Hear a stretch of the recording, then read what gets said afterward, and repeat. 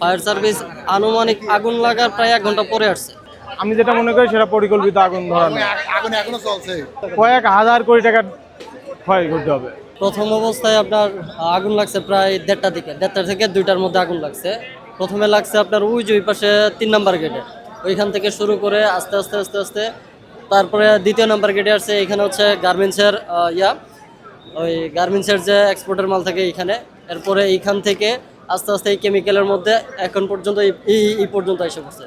তো fire service প্রথম অবস্থায় আপনার প্রায় 2টা 3টার দিকে, মানে 2টা 2:30টার দিকে ফায়ার সার্ভিস এখানে আসছে। যখন পুরোপুরি আগুন মানে পুরো বিল্ডিংয়ে ছড়াই গেছে তখন আসছে। আসার পরে তাড়াহুড়া করে সবাই মনে করেন যে এক পাশ থেকে দৌড়াদৌড়ি করে ওই পাশ থেকে আগুন নিভানো শুরু করছে।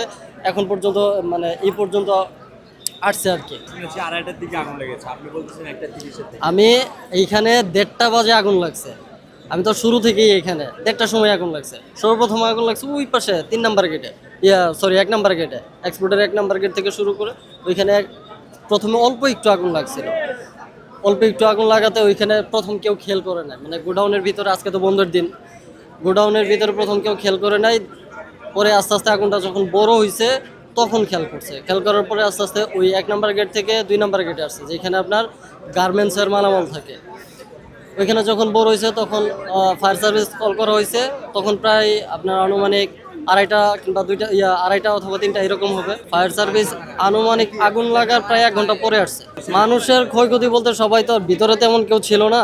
আমি আমাদের এই যে ইউনাইটেড গ্রুপে ম্যানেজমেন্ট আছি। আমার নাম রিফাত।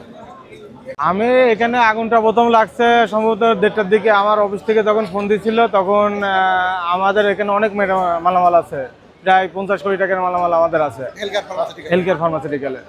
তো অফিস থেকে ফোন দিয়েছিল, পরে আমরা শুনে আসলাম, ভিতরে এসে দেখি যে এখানে প্রথম কুরিয়ারের ইউনিটটা ধরছিল।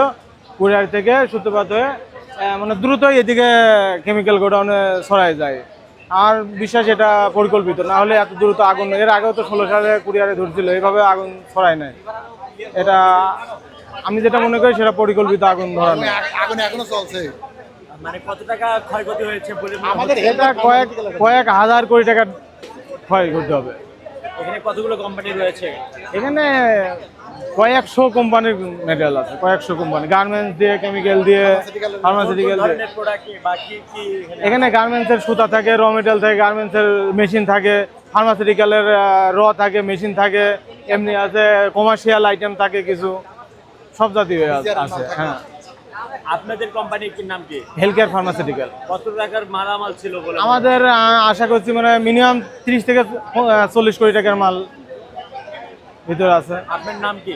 মোহাম্মদ তহিদুর রহমান। কোন পোস্টে চাকরি করছেন? আমি সিএনডি কমার্শিয়ালে হেলথকেয়ার ফার্মাসিউটিক্যাল। আজকে ছুটির দিন না হলে হয়তো আরো হতাহত হতো, অনেক হয়তো মানুষ ক্ষয়ক্ষতি হতো, মানুষ মারা যেতে পারতো। কিন্তু এমনিতে আজকে বন্ধের কারণে শুক্র শনি তো গভর্নমেন্ট ছুটি, অল্প পরিসরে খোলা থাকে, যার কারণে ক্ষয়ক্ষতি হয়তো মানুষ মরে নাই, কিন্তু শুধু পণ্যের উপর দিয়ে গেছে। আপনারা কি মনে করেন এটা কোনো পরিকল্পনা কিনা? আমার মনে হয়, আমার বিশ্বাস এটা পরিকল্পিত, কারণ এভাবে আগুন ছড়ানোর কথা না। কারণ কুরিয়ার গোডাউন থেকে কেমিক্যাল গোডাউন অনেক দূরে, এটা এত দূরে তো আগুন ছড়ানোর কথা না। আমার বিশ্বাস এটা পরিকল্পিত।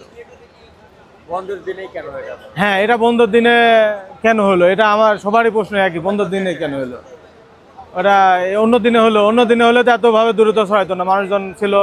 এমনি তো আগুন অনেক কিছু আছে, ফায়ার সার্ভিসের অনেক যন্ত্রপাতিও আছে ভিতরে।